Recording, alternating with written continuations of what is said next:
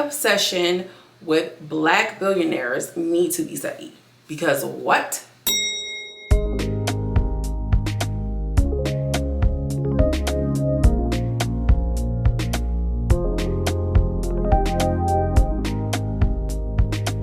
Hi my loves, it's your related girl from around the way, where we have culture, conversation, and community. And in today's video, I'm coming to you all with some commentary, girl, about this whole Target and DEI movement. And this is going to be a larger conversation. So get your things, put in your AirPods, put in your headphones, whatever you do, girl.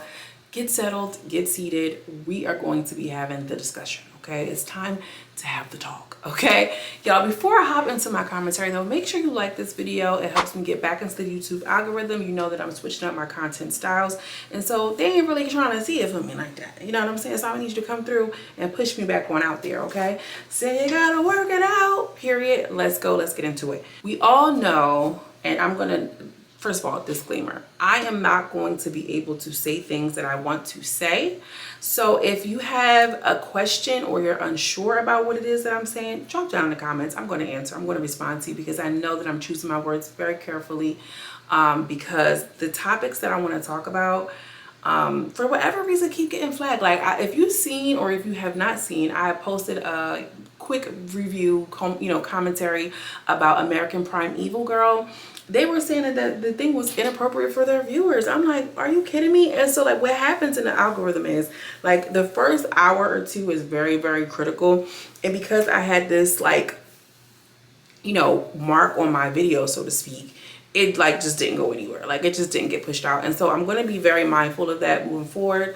And also too, I know somebody like, oh my God, you're always touching your hair, this and the third. Girl, it's my hair. This is a coping mechanism for me. And so I do a whole bunch of this and that. And plus I haven't been on camera in a while. It's all different. It's all very new. Okay, keep in mind, this is my first time, girl.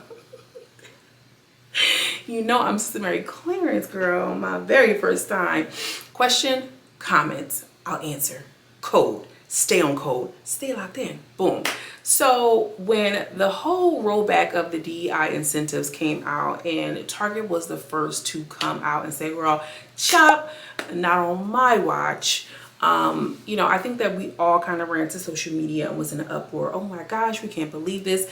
And it was a real surprise because Target has gone above and beyond to make the blacks feel included, to make the Blacksons feel, seen. They always come out with all these different, cards and the African-American heritage, all of these different things. So when they were the first to be like, girl, okay, say no more, say less, y'all out of here, I think it was very, very surprising to us all. Like, you know what I mean? Because they seem to be so inclusive and they seem to give people opportunities. We've seen Honey Pot come and get her things off the shelves. We've seen Tabitha Brown, which we're going to get back into.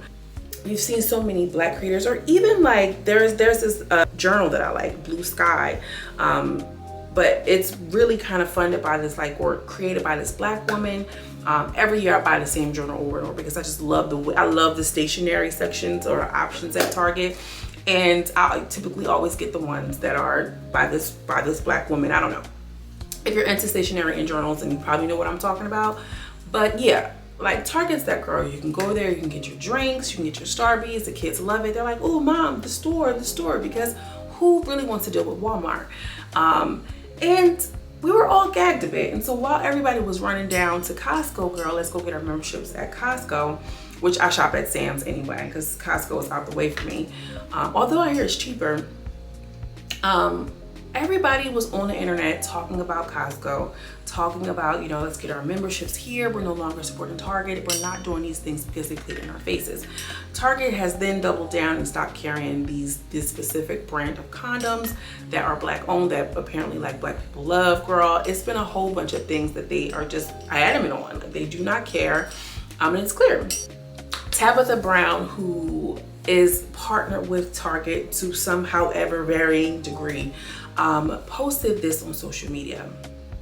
And while we rallied around her because we were able to stay on code, okay, drop in the comments, we understood what she was saying.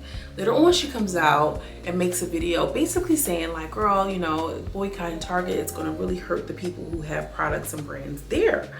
And everybody started dragging Tabitha Brown. You know, they said she tries to put on like this older black woman. She only in her 40s. She's a pick-me. She retired her husband. She comes off so gentle and so nice and so Christian. She's a witch and all of these different things. I'll be honest, I don't really want to focus on Tabitha in that sense because she is just a small peg in the whole fucking wheel of it all, right? She's just trying to protect her family. She's just trying to make ends meet. We seen she sold her home. She did all these different things. And girl, she need us blackies to go in there and buy her products. She don't give a damn.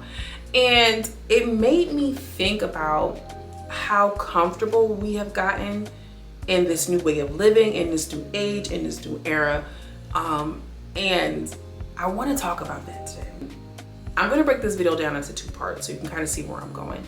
The first part being black people and our willingness to participate in capitalism and what that has actually done for us as a whole. The second part of the video, I'm going to be discussing our willingness or unwillingness to sacrifice. And I'd really like to know what you think about this, you know, because I know that a lot of people here come from varying backgrounds and they have different perspectives. And so if you ever caught one of my lives, you know that I'm not just a person who's coming up here just to talk, just to hear myself talk. I like to engage and I like perspective. So if you have a varying view or if you have something to contribute, please drop it in the comments because this is how we have conversations, right? And you might say something that might spark something in someone else and vice versa. That's important. That's important for me. First thing I want to talk about is Kanye West, right? And I know it's like, girl, what are we talking about Kanye for? He's out of here. Yeezys, Adidas, this, that, and the third. Not too long ago, and it depends on whenever I'm going to get around to editing this video, girl, hopefully not too long. Kanye West came out and posted on Instagram where he was, you know, assessed and, you know, some financial company has come out with the valuation confirming that Ye is in fact a black billionaire. Now there was some discrepancies about Kanye West and his, you know, access to money and wealth when he was being sued by Adidas or something along the sorts. Y'all, I'm not reading the script, I'm going off the top of my head, so if things are a little choppy, girl, or muddled, I'm not here as a historian, a fact checker, or anything, girl. We just shooting shit, just as a disclaimer. He was being sued. There was some money about his funds. His money got funny. He ain't really no billionaire. And so at the top of the year, he came out and he posted on Instagram, baby, wait till I get my money right, which lets us know that he was able to continue on with his partnership or he disengaged from them and he got his own money right, which shout out to him. But we all went onto social media in droves, confirming and congratulating that yes, again, Kanye is richer than before. He's richer than he's ever been, bitch. He's a billionaire, Kanye West, and we love him for that. Now, we love Kanye for different reasons, but specifically in this moment, we were praising the fact that he is who he says he is, a billionaire. And while I'm up here monitoring my words very, very carefully because I'm gonna need my coin, thank you very much. And while we're all working and going to the job and going up to the cubicles and going down to the store and going down to wherever we're going, paying $19.99 for a dozen of eggs, we're all out here just trying to make it. And I wanted to say something then. I was going to say something on TikTok, which I feel like is a platform where I can kind of speak more freely, my thoughts and views, but time didn't permit. So I'm talking about it now anyway, girl. And I just felt like, why are we praising him being, you know, having the billionaire status again when rent is coming around next month? You know, him having, you know, amassed all of this wealth means nothing for you and me. It means nothing for you and I, literally. And yes, it's ideal, and yes, it's aspirational, and yes, good for him, and you know, representation matters, and we need to know that you know, people can do it. But we are so many years removed from,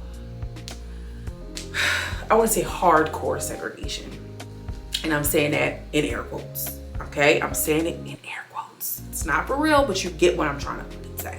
And this whole subject matter reminded me of the whole W.E.B. Du Bois and what's his name? Girl, Booker T. Washington.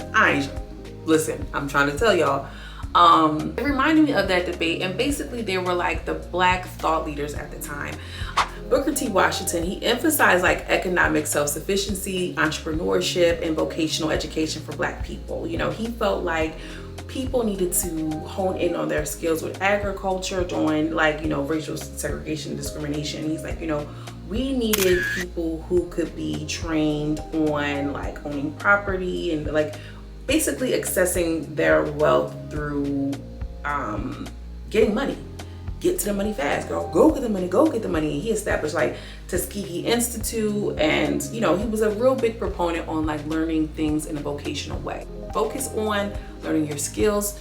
So, you know, you need to have the skills to pay the bills. W.E.B. Du Bois kind of comes in as like, girl, no, you have to be educated. You have to have the talented 10th. And this is when we see this whole, you know, narrative. He was very critical of Booker T. Washington. He basically was just like, yeah, I promote black economics and independence, but we need to have education and people need to learn things. And they would go back and forth like, well, girl, you can know a whole bunch, but if you don't have any political power, it can really be nothing and result in nothing. And it basically had like the trickle down effect of, well, we teach a whole bunch of people the talented 10th who were always light-skinned, white presenting, white passing, very palatable. I always mess up that word. Hopefully I said it right. I'm not looking it up. Palatable black people to be in these spaces so that way they can come back home to their hometown and teach the other people and this, that, and the third. Booker T felt like, girl, no, get up here, learn your carpentry, your masonry, let's build up our systems and let's do it like that. Anyway, I saw like this one creator who I invited him to come onto the platform during like one of our conversation chats, our community chats. Hopefully we can link soon. He said something like so profound about these two like going back and forth because they low-key had like beef back in the day. One felt like, you know, you can talk about education, this, that, and the third, but it's not going to free people. They're going to just get a whole bunch of money and run off on the plug twice. And that is exactly what happened. Okay, and shout out to that creator. Hopefully we can kind of have him here because I really, really enjoy these kind of conversations. Well, anyway, when I saw the whole thing with Kanye, I'm like, girl, this is exactly what's happening. We are around here, you know, basically, you know, excited for the talented 10th, girl. And it's not even talented 10th, girl. Let's call it what it is, the creative 10th. You know what I'm saying? The girl, the artists, the show runners, the show personalities, Oprah, you know, the Tyler Perrys of it all, the people who are in the creative spaces ended up being the talented 10th sister. And sometimes, yeah, they come back and they pay their dues, but when it comes down to a situation where we're thinking about disengaging, I want to use the B word, like, you know, the opposite of girl, and then like what you lay on, like in the military, you have like a little cot. You get what I'm saying? You get where I'm going? And I'm not saying the opposite of boy, trying to be gender exclusive. I didn't mean it like that, but you get what I'm saying. Not be aware, girl. I be so aware. I'm trying to work on my awareness. The point I'm making is like, we are in a situation where people are saying, y'all, we need to disengage from buying things from the certain places, this, that, and the third, and blah, blah, blah, blah, blah. But I'm seeing a lot of creators, not on TikTok, girl, them creators and on TikTok. I've seen a lot of creators on this here platform, on YouTube, talking about some people just talking about, don't go to Target, but I don't have anywhere else to go. I live in, you know, some, and I can't even, you know, get to a store that's not a Walmart, and I'm not going to Walmart. Target is my only option.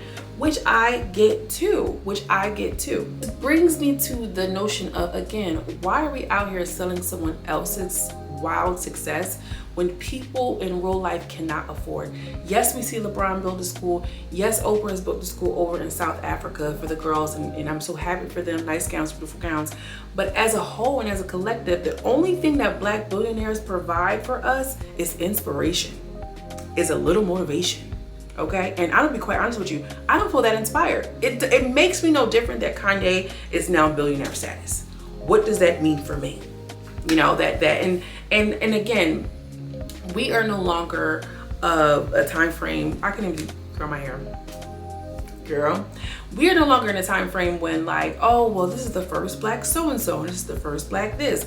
Now, don't get me wrong, when Obama came around and he was the first black president or something like it, we were all very excited and we all felt a sense of pride in our first black president, correct? Like, you know, let the church say amen, girl, I get it. However, like, now at this day and age, like, I don't really care about the first black anything, or we are so far removed from that. What about the people who what about the black people who have amassed a certain level of wealth, but as a whole, in a collective, in a group, We don't have Chinatown, we don't have Blacktown, we don't have things that are of our own. And so celebrating somebody else's hoard of money just no longer cuts it for me.